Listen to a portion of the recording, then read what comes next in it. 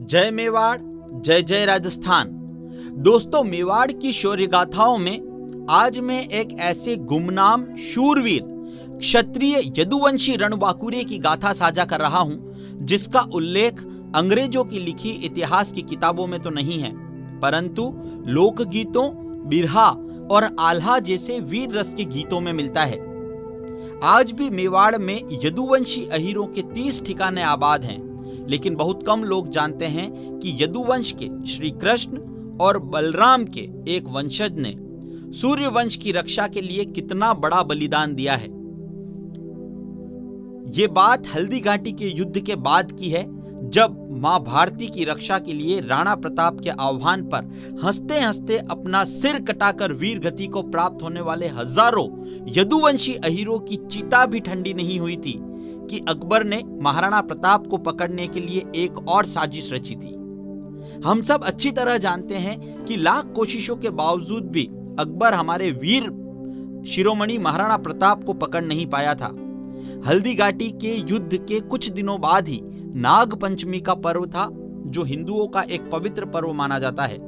इस दिन खास तौर पर क्षत्रिय वर्ग और उनमें से भी यदुवंशी क्षत्रिय अखाड़े में अपनी जोर आजमाइश करते हैं। अकबर ने मेवाड़ को एक संदेश भिजवाया था, अगर मेवाड़ में कोई माइका लाल बचा है तो आने वाली नाग पंचमी पर हमारे खूंखार योद्धा पहलवान शमशूल से कुश्ती करके दिखाए। नाग पंचमी से पहले की बात है। यह बात जैसे ही मेवाड़ में फैली तो सबके अंदर गुस्से से बिजली कौंध पड़ी, लेकिन विवशता यह थी कि हल्दी घाटी के समर में मेवाड़ के सभी क्षत्रिय कुलों के योद्धा वीर गति को प्राप्त हो चुके थे और जो कुछ बचे थे उनमें से अधिकतर वृद्ध और छोटे बच्चे थे। उनमें इतना सामर्थ्य नहीं था कि वो खूंखार शमशूल से लड़ सकें। देखिएगा, यह हल्दी घाटी के युद्ध के बाद अकबर ने महाराणा प्रताप को पकड़ने के लिए क्या साजिश रची थी। अकबर का खत आते ही मेवाड़ की धरती चित्कार उठी और मन ही मन इस सोच में पड़ गई कि काश मेरे शमशेर बच्चे यदुवंशी आज जिंदा होते, जिन्हें उनके पूर्वज द्वारकाधीश और बलराम से कुश्ती विरासत में मिली है, तो आज अकबर का ये गुरूर तोड़ देते। कुश्ती वाली चुनौती का जैसे ही महाराणा प्रताप को पता चला तो उनसे रहा नहीं गया और वो गुस्से में इस कुश्ती के लिए नगर के लिए रवाना हो गए। तभी उनकी धर्मपत्नी और ज्येष्ठ रानी, जिन्हें वे प्रेम से बिंदुमती कहते थे, उन्होंने पीछे से आवाज लगाई और कहा कि महाराज रुक जाओ, जरूर ये अकबर की कोई चाल है जिससे वो आपको बंदी बना सके। अगर उसने आपको पकड़ लिया तो मेवाड़ की रही सही आजादी भी छीन जाएगी। तभी राणा बोले, अकबर ने मेवाड़ को ललकारा है और अगर इस कुश्ती के लिए मैं नहीं गया तो उसे लगेगा कि मेवाड़ की धरती क्षत्रिय विहीन हो चुकी है, इसलिए मुझे जाना होगा, कहकर प्रताप ने अपनी तलवार उठा ली। प्रताप की आंखों में अकबर के प्रति क्रोध उतर आया और उसकी रगों में रक्त का संचार भी तेज हो गया था। बिंदुमती जानती थी कि जब तक दूसरा विकल्प नहीं मिलेगा तब तक महाराणा प्रताप को रोक पाना असंभव है। देखिए कितनी गजब की कहानी है कि श्री कृष्ण के वंशज ने राम के वंशज को बचाने के लिए, उनके कुल को बचाने के लिए किस तरह से योगदान दिया। तभी रानी ने राणा प्रताप को आश्वासन देते हुए कहा कि ये काम आप हम पे छोड़ दीजिए। मेवाड़ की धरती पर अभी भी एक शमशेर बच्चा जिंदा है जो अकबर के घमंड को चूर कर इस धरती और क्षत्रित्व का मान रखेगा। दोस्तों, इस गाथा का कहीं भी इतिहास में कोई जिक्र नहीं है, लेकिन बिरहा के गायन में इसका जिक्र जरूर मिलता है। बस उसी को आपके सामने रख रहा हूं। बिरहा गायक के अनुसार राणा प्रताप की रानी लगभग 2 दशकों के बाद अपने मायके जाने की आज्ञा मांगती है और 1.5 क्विंटल वजनी शमशूल को कुश्ती में हराने वाले योद्धा को अपने साथ लेकर आने का प्रण लेकर आगे बढ़ जाती है। इधर राणा प्रताप रात भर इस चिंता में होते हैं कि मेवाड़ की रक्षा के लिए एक तरफ उनका आजाद रहना भी जरूरी है और दूसरी तरफ मेवाड़ की आन बान और शान को भी झुकने नहीं देना है। उस वक्त राणा प्रताप कुछ दिन पहले हुए हल्दी घाटी के युद्ध को अपनी आंखों के सामने जीवंत देखने लगते हैं। उनकी आंखों के सामने वो सभी दृश्य घूमने लगते हैं जिसमें क्षत्रिय यदुवंशी योद्धा किस तरह एकलिंग नाथ और द्वारकाधीश के उद्घोष के साथ रणभूमि में अपने प्राण न्योछावर कर रहे होते हैं। इधर बिंदुमती अपने मायके पहुंच जाती है और रिश्ते में लगने वाले अपने भाई विक्रम से ये सारी व्यथा बताती है। विक्रम सिंह भी सूर्यवंश के एक महान और पराक्रमी योद्धा होते हैं। विक्रम सिंह कहते हैं कि इस ढलती उम्र में वो दंगल में उस 1.5 क्विंटल वजनी खूंखार पहलवान से नहीं भिड़ पाएंगे। साफ तौर पर वो मना कर देते हैं क्योंकि उनका शरीर साथ नहीं दे रहा होता है। उनका ये जवाब सुनकर रानी के पैरों तले जमीन खिसक जाती है और वो इस चिंता में पड़ जाती है कि अगर विक्रम सिंह उस पहलवान से नहीं लड़ेंगे तो अब कोई भी उसे नहीं हरा पाएगा और राणा का जो वो वचन देकर निकली है उनका क्या होगा, मेवाड़ की आन बान और शान का क्या होगा।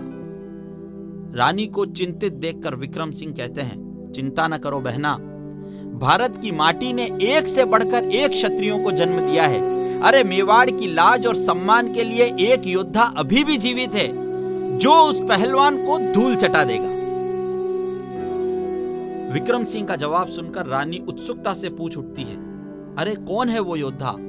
तब विक्रम सिंह कहते हैं, वो एक यदुवंशी क्षत्रिय घराने का है, यादव कुल का वीर है, नाम है सांता सिंह यादव, जिसके शूरवीर पिता और दादा हमारे मित्र थे जो मेवाड़ की दुश्मन सेनाओं से लड़ते हुए ही वीरगति को प्राप्त हुए हैं। उनके निधन के बाद मैंने ही उनके बेटे को अपना बेटा मानकर बड़ा किया है और मैं उसकी वीरता से भली भांति परिचित हूं। विक्रम सिंह उस बालक की ओर इशारा करते हुए कहते हैं, तुम इसे अपने साथ ले जाओ।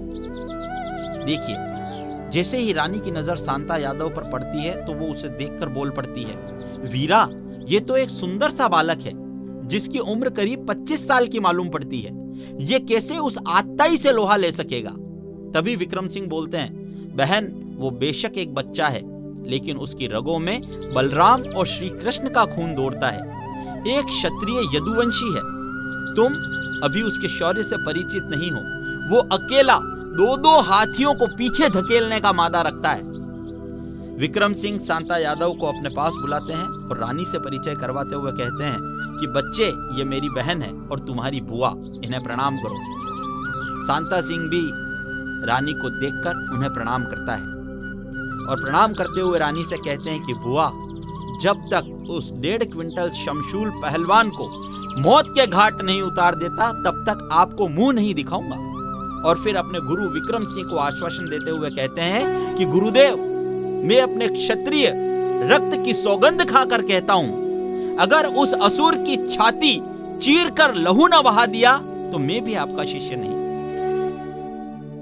रानी भी सांता यदुवंशी को अपने साथ लेकर वापस अरावली की घाटियों में अपने पति राणा प्रताप के पास आ जाती है। रानी सांता यदुवंशी को कहती है कि बेटे, ये हमारे पति महाराणा प्रताप हैं, इनके चरण स्पर्श करो और आशीर्वाद ले लो। राणा प्रताप जैसे ही उस बालक को देखते हैं और रानी से कहते हैं कि रानी सा, आप ये किसे ले आई? ये तो सुकुमार बालक है, ये कैसे शमशूल से कुश्ती करेगा? क्योंकि उसकी जो कदकाठी होती है उसे देखकर लगता नहीं कि वो इतने बड़े वीर और इतने बड़े योद्धा से, इतने बड़े पहलवान से मेवाड़ की आन बान और शान की खातिर चुनौती लेकर फाइट कर सकता है। तभी रानी बोली, स्वामी, ये मेरे भाई विक्रम सिंह के करीबी मित्र के लड़के हैं और उन्हीं के कहने पर मेवाड़ के सम्मान की रक्षा के लिए इन्हें अपने साथ लेकर आई हूं। लेकिन राणा जानते थे कि शमशूल एक जोरावर योद्धा और पहलवान था, उससे कुश्ती कर पाना अच्छों के बस का रोग नहीं था। राणा और रानी की बातें सांता यादव भी सुन रहा था, लेकिन अब तक कुछ बोला नहीं था।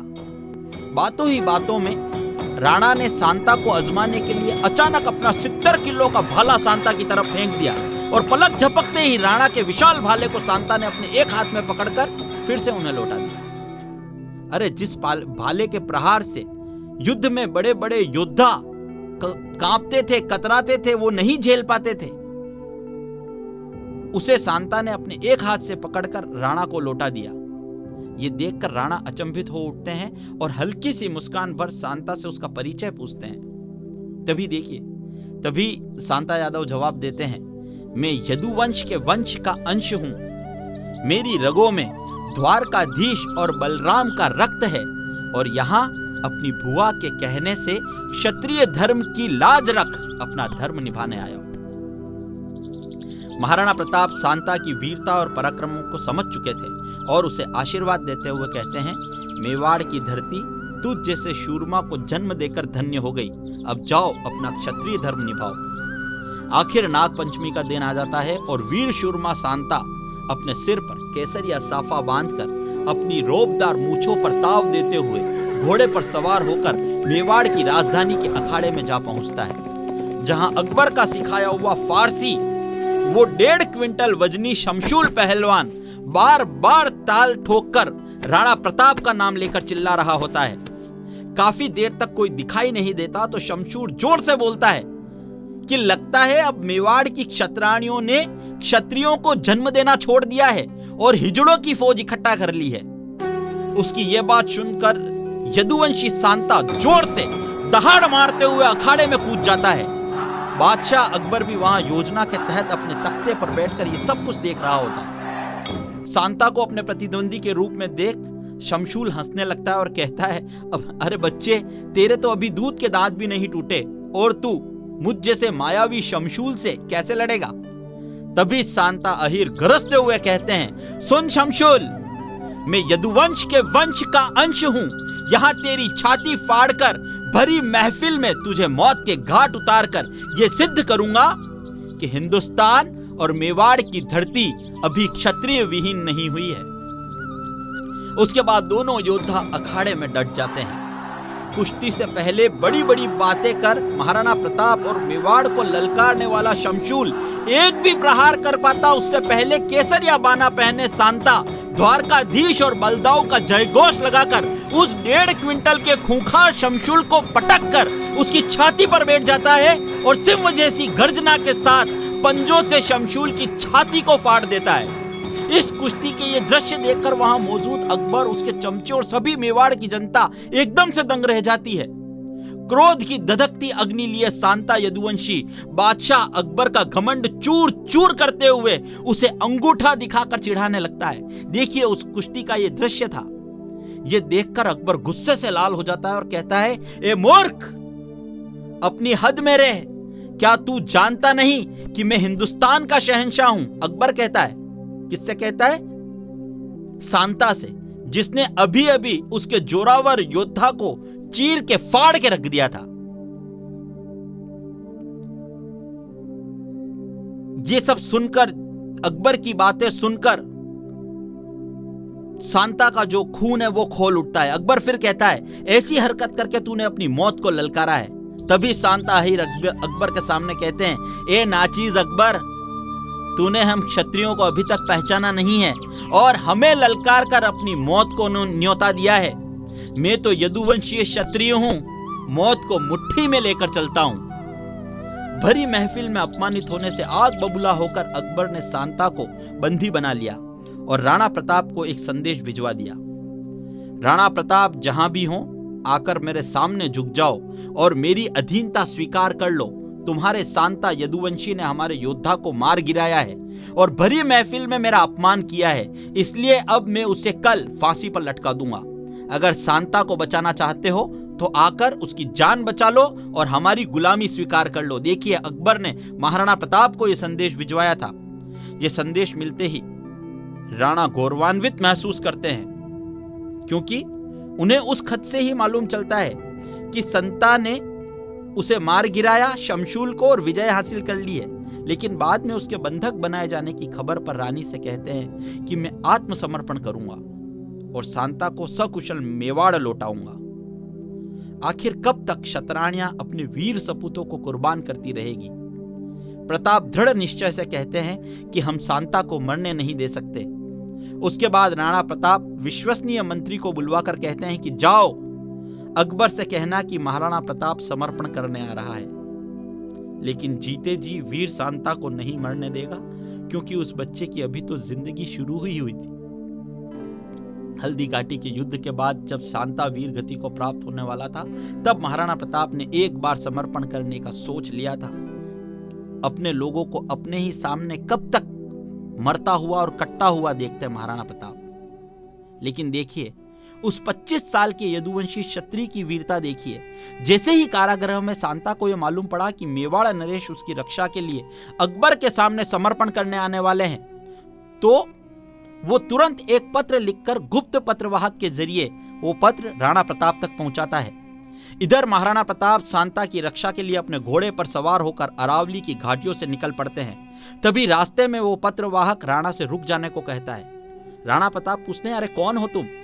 पत्रवाहक कहता है कि रुक जाइए मेवाड़ नरेश, मैं आपके लिए सांता यदुवंशी का एक संदेश लाया हूं। राणा प्रताप पत्र खोलते हैं तो उसमें लिखा होता है, यह पत्र श्री कृष्ण के वंशज चंद्र वंशज यदुवंशी की तरफ से श्री राम के वंशज सूर्य वंशज रघुवंशी के लिए है।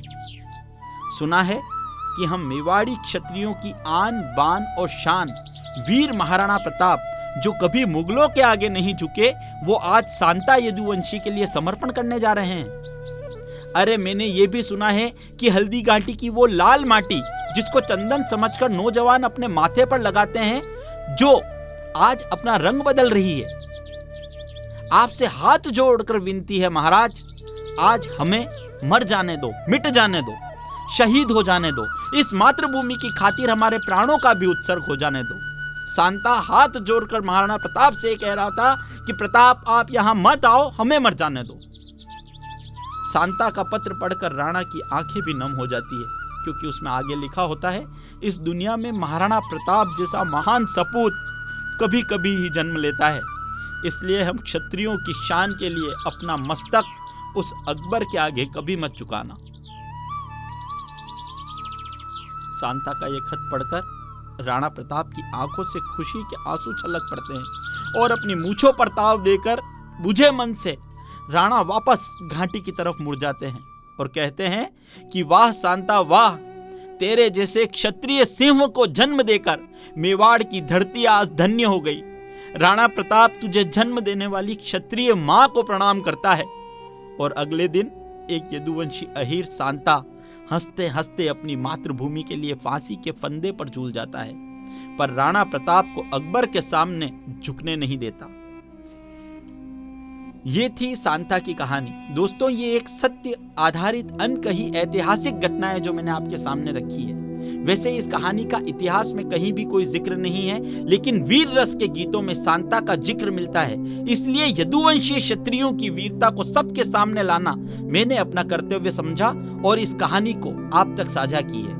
अगर आपको ये कहानी अच्छी लगी या आपके पास इस तरह की मेवाड़ से जुड़ी कुछ रोचक कहानियां हैं, तो आप हमें नीचे दिए गए नंबर पर व्हाट्सएप कर सकते हैं। और अगर आपको हमारी कहानियां अच्छी लगती है, हमें सुनना चाहते हैं, तो इस चैनल को आज ही सब्सक्राइब करें, क्योंकि आप ही के प्यार के कारण हम लोग आगे बढ़ रहे हैं। और हमारा एक ही दायित्व है, एक ही कर्तव्य है कि मेवाड़ की शौर्य गाथा, जहां कण कण में, राजस्थान के कण कण में शौर्य समाया है, उन गाथाओं को हम आप तक, आपके घर तक, आपके बच्चों तक और आपके मोबाइल तक पहुंचा सकें। अगर आपको भी लगता है कि अभिषेक जोशी के इस प्रयास को सराहा जाना चाहिए कि वो मेवाड़ की वीर गाथाओं को लेकर आगे चला है, इस अश्लीलता भरे इस युग में मोबाइल के व्हाट्सएप पर, सोशल मीडिया पर, इंस्टाग्राम पर, फेसबुक पर जहां रील्स हमारे बच्चों को बिगाड़ रही है, उन्हीं रील्स का एक हिस्सा ये वीडियो भी बने। इसलिए आप अपना प्यार जरूर दें, इस चैनल को सब्सक्राइब करें और इसी तरह की कोई गाथाएं अगर आपके पास है तो वो हम तक पहुंचाने के लिए नीचे दिए नंबर पर जरूर संपर्क करें। जय मेवाड़, जय जय राजस्थान।